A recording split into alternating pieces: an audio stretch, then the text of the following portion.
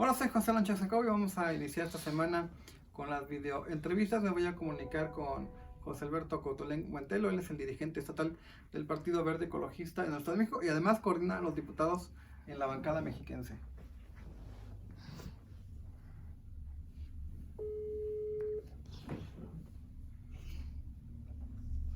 Mi querido hermano, ¿cómo estás? ¿Cómo estás, señor dirigente? Bien, ¿tú? Bien, aquí en la casa, ¿tú?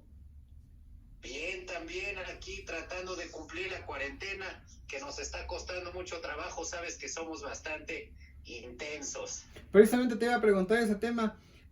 ¿La cuarentena ha generado parálisis política en el Estado, en tu punto de vista?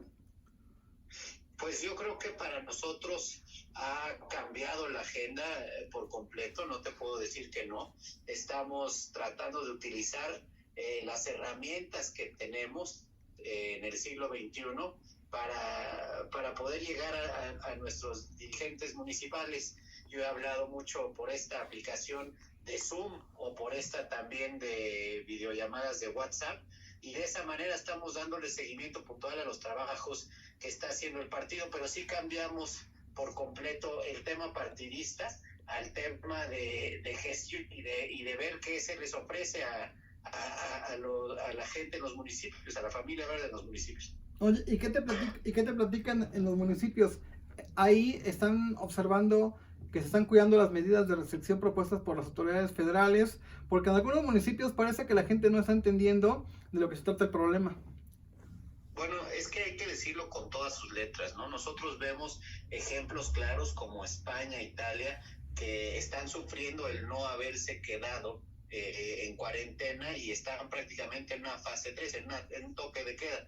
Pero nosotros no somos esos países de primer mundo. Nosotros en el Estado de México, en nuestro país, pues hay mucha gente que vive al día, a la semana, que si para sus actividades, pues no tiene que comer. Entonces se vuelve pues una dicotomía muy interesante, ¿no? ¿Qué es más peligroso, salir y que te contagies o no comer?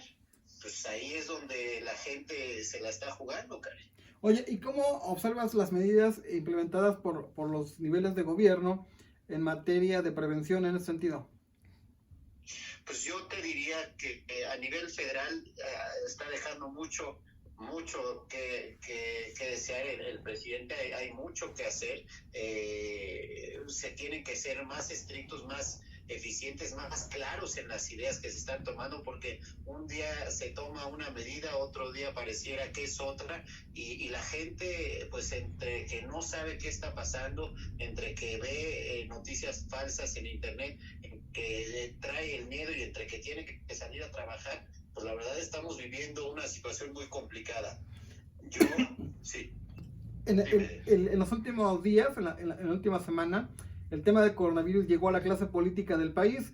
Dos gobernadores están infectados con el virus, el gobernador de Hidalgo en Tabasco, tres diputados federales. En el Estado de México hubo un acuerdo para detener el trabajo legislativo.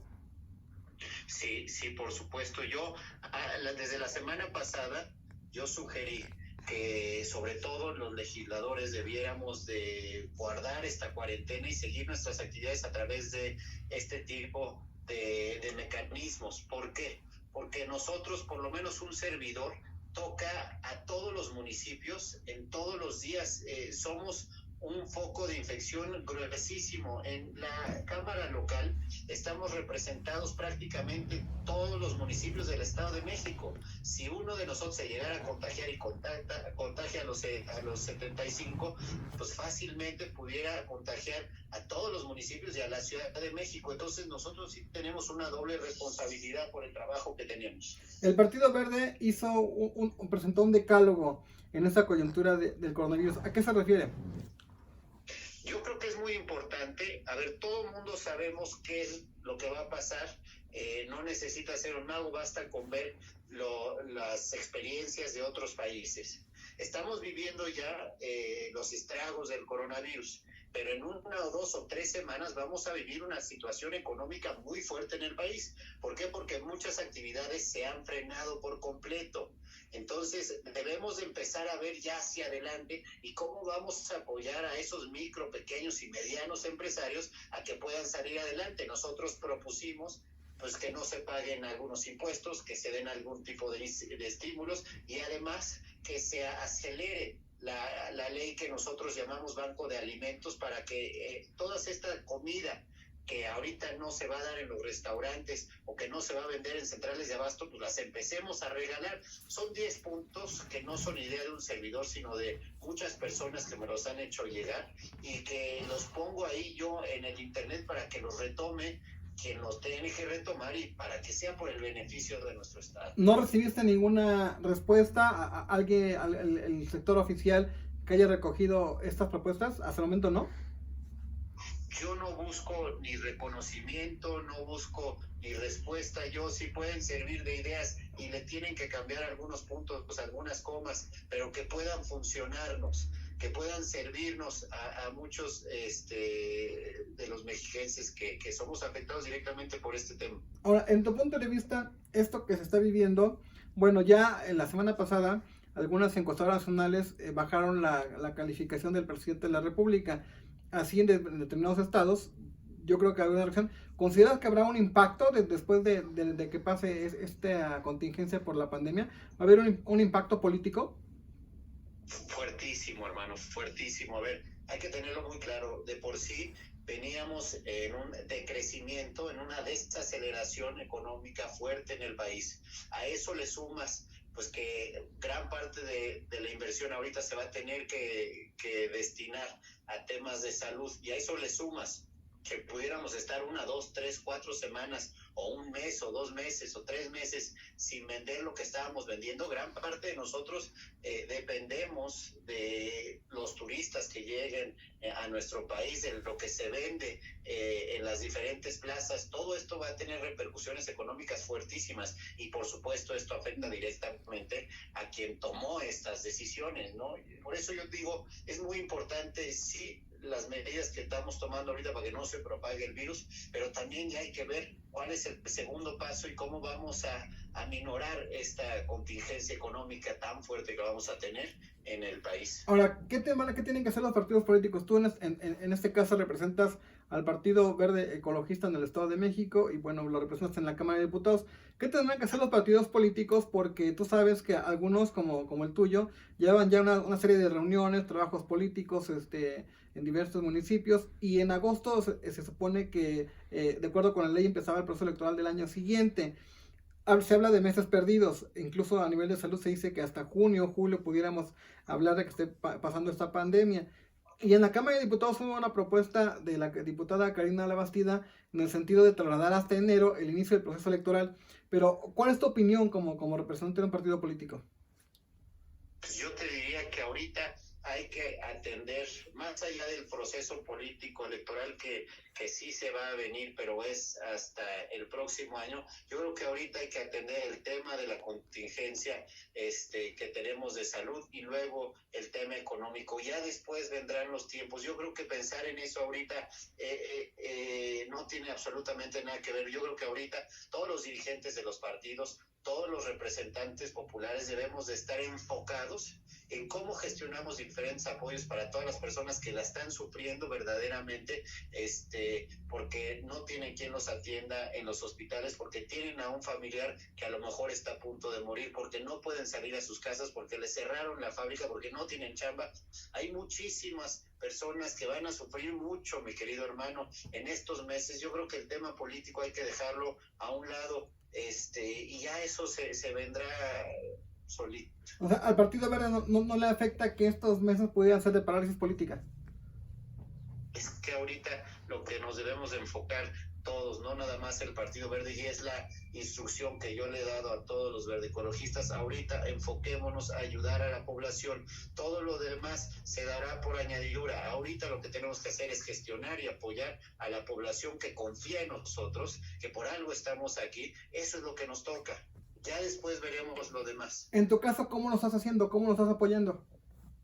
Nosotros traemos 3 campañas diferentes en el Verde Domex. Primero, la de Escudo Verde, por el cual nosotros apoyamos mediante gestión en los diferentes municipios, ya sea con pipas, con geles antibacteriales, con diferentes cuestiones que necesitan, además de que tenemos actividades para todos aquellos que sí se pueden quedar en casa. Esa es la primera. En segunda, vamos a pedirle a todos nuestros representantes populares a ver cómo pueden apoquinarle para darle a estas personas que van a estar sufriendo una crisis económica en próximos meses. Esa saldrá más adelante. Y la tercera, presentando este decálogo que presenté a través de las redes sociales para que lo retome quien lo pueda retomar, pero si no es así, lo vamos a presentar de manera formal en la Cámara de Diputados cuando se reanuden las sesiones. Para ir concluyendo la conversación por esta vía, que te agradezco mucho, Pepe, ¿A ti? sí observas entonces que pudiera ir bajando la aprobación presidencial, porque hay mucha gente que no está de acuerdo con la forma en que están tomando algunas determinaciones, consideran que se pudo haber actuado de otra manera, que el presidente debe de ir acotando sus participaciones en las entidades, en las visitas. Está el tema de aquel saludo hace unas horas o el día de ayer con la mamá de Joaquín Guzmán Loera. ¿Sí va a cambiar la aprobación presidencial en tu punto de vista como político? Por supuesto, yo apenas hoy leía un artículo, no sé si fue en el Times, pero fue en algún